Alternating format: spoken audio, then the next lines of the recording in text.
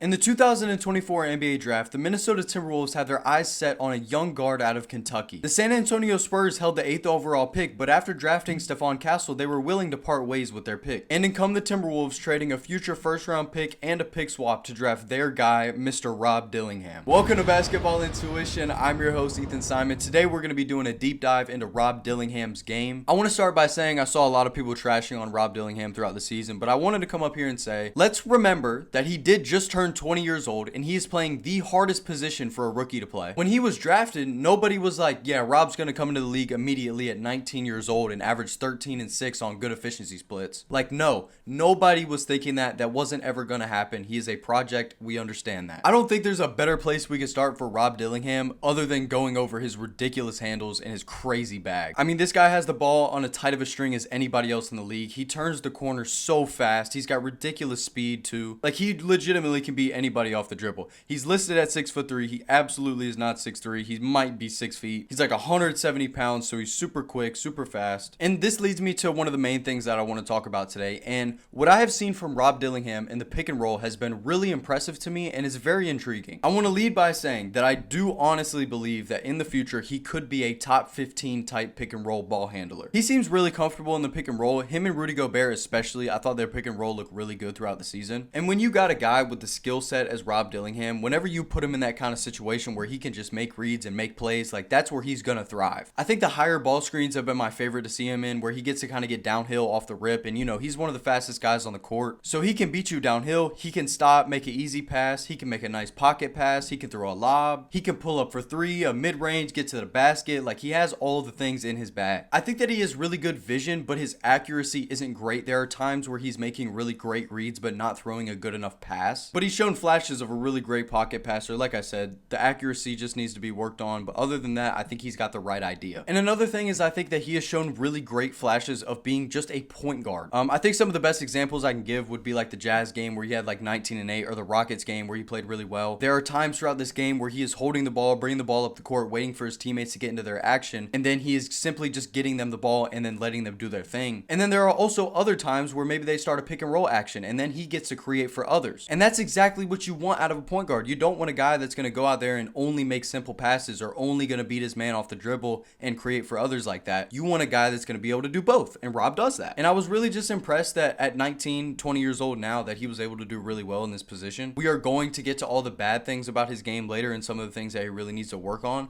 but that's for later in the episode. The next thing I want to talk about simply is just his scoring ability. For a guy that's like 5'11", he finishes at the rim so very well with those finger rolls, those floaters. Matter of fact, on finger rolls this season, he shot 65%. Usually I'd bring up more shooting splits when we're talking about scoring, but man, if you look at Rob's shooting splits, they are not very good. We don't need to talk about it. He is an extremely streaky shooter. Like, the best example I can give you, in the month of January, in 8 games, he averaged 10 points, 3 assists, 57% from the field, and 57% from 3. And the very next month, he shot 11% from 3. And that's really the name of the game with smaller point guards and younger guards that are coming into the league. It's just they show these really great flashes, but how efficient can they be on a night-to-night basis? Another thing about Rob scoring the ball, or really just on the offensive side in general, is he doesn't get heavy feet off the ball. If you're still here and enjoying the video, make sure to hit that like button. It really does help out a smaller channel like myself more than you realize. Now, personally, this is a very small part about his game, but this is, in my opinion, the most underrated part about his game. Rob already is dangerous in the transition with his speed and finishing ability and handles and stuff, but the older he gets, he's going to be even more dangerous in the transition. He fills the lane really well in transition. He's either pushing the break or trailing for a 3 situationally. He can push the pace, he can slow it down. Like, he's very quick and fast. Like, he can just read and react however he needs. And the biggest part about transition in general is just having energy and hustle, and Rob absolutely has both of those two things. Like, he has bunches of energy. Like, anytime he does anything, him and Anthony Edwards are hype. Anthony Edwards for real is like his hype man. Like, it's actually adorable to watch. And then real quick before we go to my next point, I want to go back to like the offense real quick. There's just been times where like he has been able to get in the game and completely change the outcome or the pace of the game. Like that Rockets game way earlier in the season, yes, he had 12 points, 7 assists, and he was 5 for 13, but he legitimately changed that game. And like I said, I will keep saying this, and I'll say it as many times as I need to. For Rob Dillingham, it's going to be how efficient can you be. He's got all the talent he needs. I mean, his frame, if he was taller, I mean, he'd just be like, I mean, but how could you stop the guy? But I mean, you had to nerf the guy somehow. Now, this is where we get to the part where people really like to pick bones with Rob.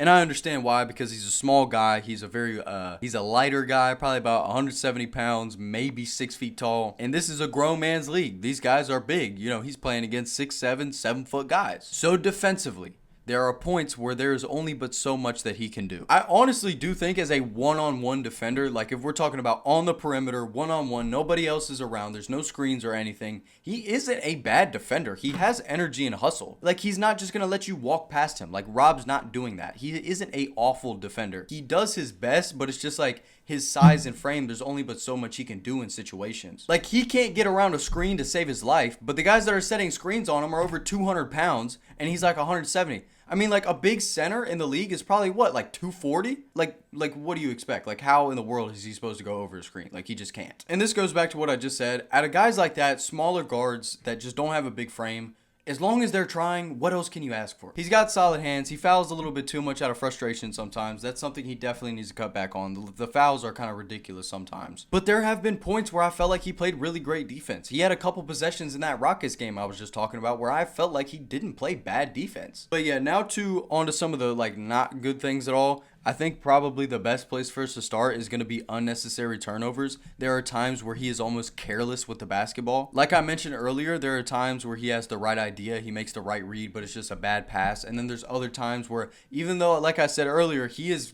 got that ball on a string, the handles are ridiculous, but there are times where he just simply loses that ball. And if he could cut down possessions like that, it would be great for him and the team. And then there are other times where he's turning the ball over, and it's just because he's getting a little too big for his britches. He's just trying to do a little bit too much. But I mean, you got to live and learn. He's a rookie point guard. He just turned 20 years old. What do you expect? And then the other like kind of really bad thing about him that I have written down, his shot selection sometimes is absolutely terrible. I've always really liked Rob, so anytime he shoots the ball, I'm happy that he's shooting the ball. But in all realism, there are times where he is shooting the ball when he really does not need to. You gotta love and respect the confidence, but there are just times where he just needs to relax. I'm sure there's gonna be things that I missed that you thought about that I didn't talk about today, or maybe you disagree with me about a couple things, but there's only but so much film for me to watch. There's only but so many good games that he played really well, so it's like there's only but so many things I can say about him because he didn't even play that much this season. But overall, with the minutes that he got, obviously, the highs were pretty high, but the lows were really, really low. I feel like this is almost going to turn into like a Scoot Henderson situation.